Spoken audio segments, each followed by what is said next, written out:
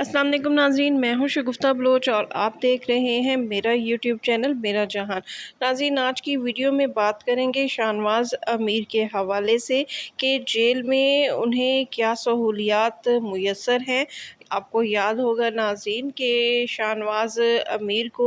12 روزہ جسمانی ریمانڈ کے بعد 14 روزہ جوڈیشل ریمانڈ پر جیل بھیجا گیا ہے، اور اس قید کے دوران یہ باتیں سننے میں آ رہی ہیں اور میڈیا کو یہ کمپلین ملی ہے کہ شاہنواز امیر کو جیل میں ایک کلاس مہیا کی گئی ہے۔ اب یہ بات سمجھ سے بالاتر ہے کہ پاکستان میں جتنے بھی جو قیدی ہوتے ہیں جنہیں ایک کلاس جن کے لیے مختص کی جاتی ہے، وہ عدالت کے حکم کے بغیر کسی قیدی کو نہیں دی جا سکتی۔ تو پھر شاہنواز امیر کو یہ ایک کلاس کس کے کہنے پر دی گئی ہے؟ کیا عدلیہ کی جانب سے ایسا کوئی فیصلہ آیا ہے؟ اور اگر عدلیہ کی جانب سے یہ فیصلہ نہیں آیا تو پھر جیل کے اندر پولیس شاہنواز امیر کو ایک کلاس کیسے مہیا کر سکتی ہے یا فراہم کر سکتی ہے؟ ناظرین، آپ کو بتاتے چلیں کہ پاکستان میں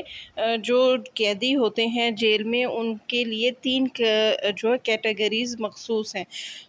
ان میں اے کیٹیگری، بی کیٹیگری اور سی کیٹیگری شامل ہے۔ اے کلاس جو ہے وہ عموماً گریڈ 16 یا اس سے اوپر کے افسر کو دی جاتی ہے، اسی طرح کمیشنڈ افسر ہو یا کوئی رکن پارلیمنٹ ہو۔ اس کے علاوہ ایسے شہری جو سالانہ 6 لاکھ روپے سے زائد کا ٹیکس دیتے ہوں، انہیں اے کلاس کے لیے وہ لوگ ایلیجیبل ہوتے ہیں۔ اچھا، اب اے کلاس کے جو قیدی ہوتے ہیں انہیں جیل میں کیا سہولیات میسر ہوتی ہیں؟ تو اس حوالے سے آپ کو بتائیں کہ اے کلاس کے قیدیوں کو جیل میں T V, fridge, air conditioner اور واٹر کولر کے ساتھ ساتھ کام کاج کے لیے، ان کی خدمت کے لیے 2 ملازم بھی دیے جا سکتے ہیں، اور اس کے ساتھ ساتھ ان کا کھانا بھی ان کی فرمائش پر جیل میں تیار کیا جاتا ہے۔ یعنی یہ لوگ عام قیدیوں کی طرح جیل کا عام کھانا نہیں کھاتے، بلکہ ان کی مرضی کا کھانا جو ان کے جو خدمتگار ہوتے ہیں وہ ان کو بنا کر دیتے ہیں۔ اسی طرح یہ لوگ اپنی مرضی کا لباس پہن سکتے ہیں، انہیں جیل کا لباس پہننے کی پابندی نہیں ہوتی، اور نہ ہی ان کو عام قیدیوں کی طرح جو قیدی نمبر الاٹ ہوتے ہیں وہ بھی نہیں دیے جاتے۔ جبکہ بی کلاس کے جو لوگ ہوتے ہیں یا قیدی ہوتے ہیں، ان کے لیے کم از کم گریجویٹ کا ہونا ضروری ہے، اور لیکن بی کلاس جو قیدی ہوتے ہیں وہ قید بامشقت کے مجرم ہوتے ہیں، اور انہیں خدمتگار کی سہولت جو ہے وہ دستیاب نہیں ہوتی۔ جبکہ سی کلاس میں تمام قیدیوں کو ایک ہی جگہ پر رکھا جاتا ہے اور انہیں قیدی نمبر بھی دیا جاتا ہے، اور قیدیوں والا لباس پہننا بھی ان کے لیے لازم ہوتا ہے۔ جہاں تک اے کلاس کی ہم نے بات کی ہے، تو اے کلاس جو ہے وہ ایسے مجرموں کو ہرگز فراہم نہیں کی جا سکتی جو سنگین جرائم میں ملوث ہوں، جو دہشت گردی، جاسوسی یا سیریل کلر کی کسی جرم میں اگر کوئی شخص گرفتار ہو تو اسے جیل میں ایک کلاس نہیں دی جا سکتی۔ ناظرین، شاہنواز امیر کے حوالے سے چلے اس بات کو ہم مان لیتے ہیں کہ وہ ایک جاگیردار فیملی کا جو ہے وہ سپوت ہے، اور اس کی فیملی یقیناً 6 لاکھ بہت کم ہے، اس سے زائد کے ٹیکس ادا کرتی ہوگی، اور شاہنواز امیر جو ہے وہ بھی شاید اس 6 لاکھ سے زائد کا ٹیکس سالانہ پے کرتا ہو، لیکن اس نے ایک قتل کیا ہے اور بہت بے رحمانہ قتل کیا ہے، وہ بھی اپنی بیوی کا قتل کیا ہے، اور اس پر مختلف ایلیگیشنز ہیں۔ اس پر یہ بھی ایلیگیشن ہے کہ اس نے اپنی بیوی کو قتل سے پہلے زہر دیا ہے، اور پھر پاکستان کی تاریخ کا یہ ایک انوکھا واقعہ ہے کہ شہر اقتدار میں نور کے بعد کہ ظاہر جعفر نے جیسے نور کو بے دردی سے قتل کیا، اس کا سر اس کے تن سے جدا کر کے اسے پھل کاٹنے والی چھری سے اس کا گلا کاٹا تھا، بالکل اسی طرح اس شخص نے بھی اپنی بیوی کو ڈمبل مار کر قتل کیا تھا، اور ڈمبل اس نے صرف ایک دفعہ نہیں مارا تھا بلکہ لاتعداد جگہ پر جسم کے مختلف حصوں پر اس نے ڈمبل مارا، اور ڈمبل کے ساتھ ساتھ اس نے اپنی بیوی پر تشدد بھی کیا۔ یہ تمام چیزیں جو ہیں وہ سنگین جرائم میں شمار کی جاتی ہیں۔ تو ایک سنگین جرم میں ملوث شخص کو جیل میں ایک کلاس کیسے دی جا سکتی ہے، اور کس کے کہنے پہ؟ پھر سوال یہ پیدا ہوتا ہے کہ اسے جیل میں جو ایک کلاس دی گئی ہے وہ کس کے کہنے پر دی گئی ہے؟ اس کے پیرنٹس ایاز امیر صاحب ہوں یا اس کی والدہ ثمینہ شاہ ہوں، دونوں کی جانب سے اس سے لا تعلقی کا اظہار کیا گیا ہے اور دونوں کی جانب سے یہ کہا گیا ہے کہ اس نے ایک سنگین جرم کا ارتکاب کیا ہے، لہٰذا وہ اس کو سپورٹ نہیں کریں گے۔ ایاز امیر صاحب نے بھی کہا تھا کہ یہ سارا انعام کا قتل جو ہے وہ ایک دل دہلا دینے والا واقعہ ہے اور جو مجرم ہے اس کو اس کے کیے کی سزا ملنی چاہیے۔ اسی طرح انہوں نے عدالت میں یہ بھی کہا تھا کہ وہ اپنے بیٹے کا اس معاملے میں ہرگز دفاع نہیں کریں گے، وہ اس کے دفاع کے حق سے دستبردار ہو رہے ہیں۔ اسی طرح ثمینہ شاہ نے میڈیا سے گفتگو کرتے ہوئے کہا تھا کہ وہ خواتین کے حقوق کی علمبردار ہیں اور اس کے لیے ان کا بہت سا کام ہے، تو وہ ہرگز یہ نہیں چاہیں گی، نہ ہی اپنے بیٹے کو بچانے کی کوشش کریں گی، اور وہ چاہیں گی کہ جو ان کے بیٹے سے جرم ہوا ہے وہ اس کے کیے کی سزا بھگتے۔ انہوں نے یہاں تک کہا کہ میں نے اپنے ہاتھوں سے اپنا بیٹا پولیس کے حوالے کیا اور اس کو پکڑ کر پولیس کو دیا۔ تو پھر جب اس کے پیرنٹس اس سے لا تعلقی کا اظہار کر رہے ہیں تو پھر اس کو ایک کلاس کن لوگوں کے کہنے پہ جیل میں جو ہے وہ دی گئی ہے؟ کیا اس کے دوست ہیں؟ کیا اس کے ریلیٹیو ہیں؟ اور یہاں تک سننے میں آیا ہے کہ جیل میں جن 20 لوگوں نے اس شخص سے ملاقات کی ہے وہ اس کے لیے خصوصی کھانے بھی لے کر آتے ہیں، اور ان 20 لوگوں میں سے بہت سے کچھ لوگ ایسے بھی ہیں جو پاکستان کے اعلیٰ عہدوں پر فائز ہیں اور ان کا ہم نام بھی نہیں لے سکتے۔ تو پہلے تو عدلیہ کو یہ دیکھنا چاہیے کہ اعلیٰ عہدوں پر فائز سرکاری ملازم کیسے اس ایک قاتل سے جیل میں آ کے ملاقات کر سکتے ہیں اور کیسے اس کو اس طرح کی سہولیات کے لیے کوئی حکم دے سکتے ہیں یا جیل عملے کو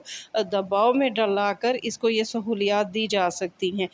ناظرین، شاہنواز امیر کا جیل میں یہ خصوصی پروٹوکول دے کر، اس کی ایک کلاس کی سہولیات دے کر ہمیں شاہ زیب قتل کیس یاد آ رہا ہے۔ آپ کو شاید یاد ہو کہ 24 دسمبر 2012 کی شب کراچی میں ڈیفنس کے علاقے میں شاہ رخ جتوئی اور ان کے ساتھیوں نے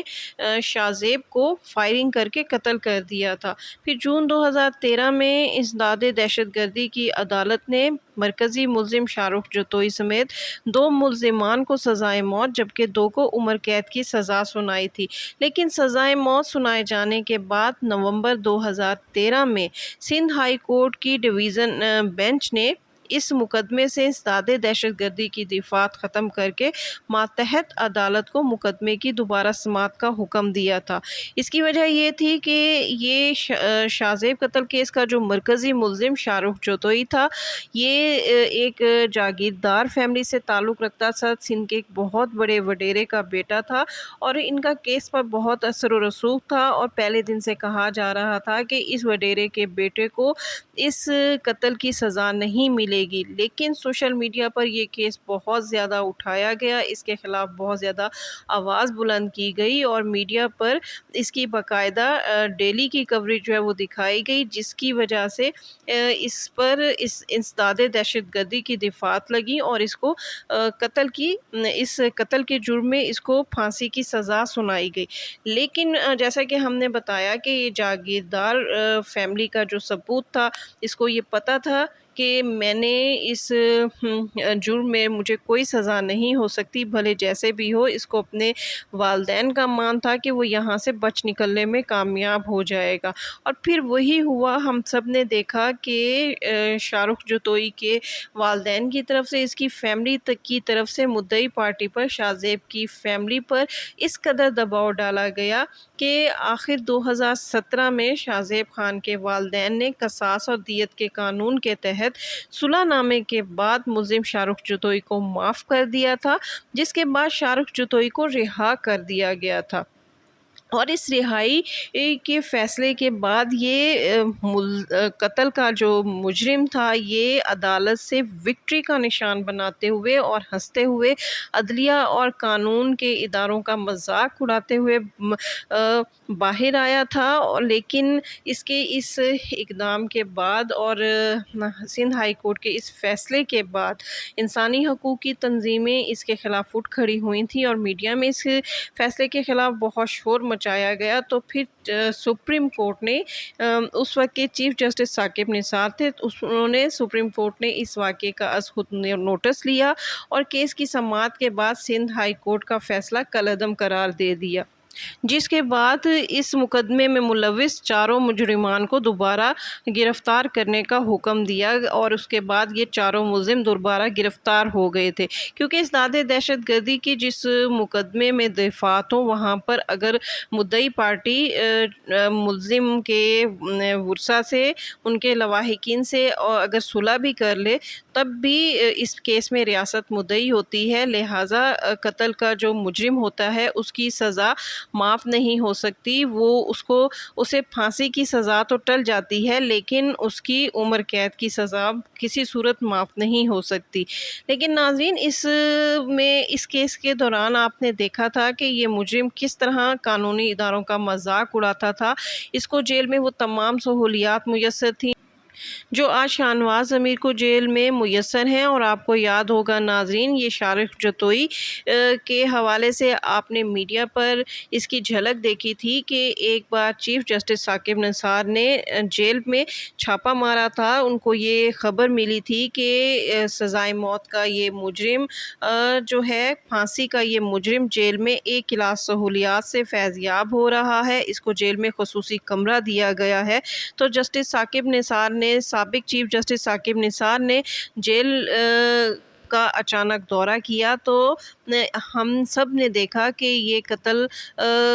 سزائے موت کا یہ مجرم جو ہے وہ جیل میں ایئر کنڈیشن روم میں اپنی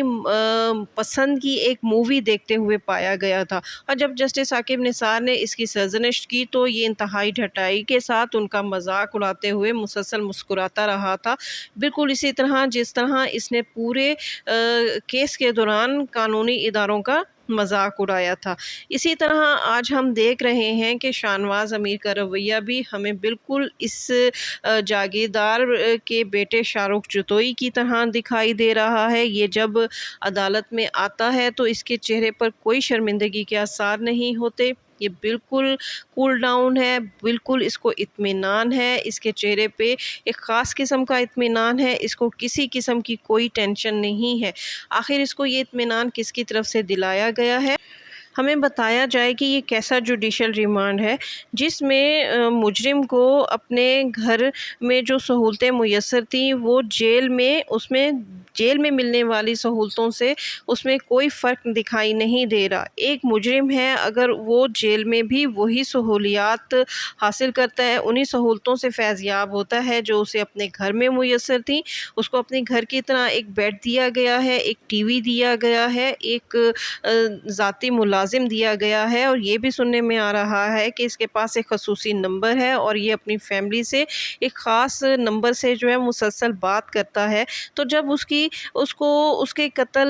پہ کوئی شرمندگی کا احساس ہی نہیں دلایا جا رہا، اسے عام مجرموں کی طرح جب جیل میں رکھا ہی نہیں جا رہا، تو وہ کس طرح اس معاملے میں، اس مقدمے میں کوئی تعاون کرے گا؟ کس طرح پولیس اس نرم رویے کے بعد اس ملزم سے قتل کی وجہ جان سکے گی اور کتنے عرصے کے بعد ایک غیر جانبدار چالان بنا کر عدالت میں پیش کر سکے گی جس کی بنیاد پر اس قتل کے مجرم کو پھانسی کے پھندے تک لٹکایا جائے گا. اس کے ساتھ ہی ناظرین شگفتہ بلوچ کو اجازت دیجیے. ویڈیو پسند آئے تو اس کو لائک کیجیے، شیئر کیجیے اور میرا چینل لازمی سبسکرائب کیجیے.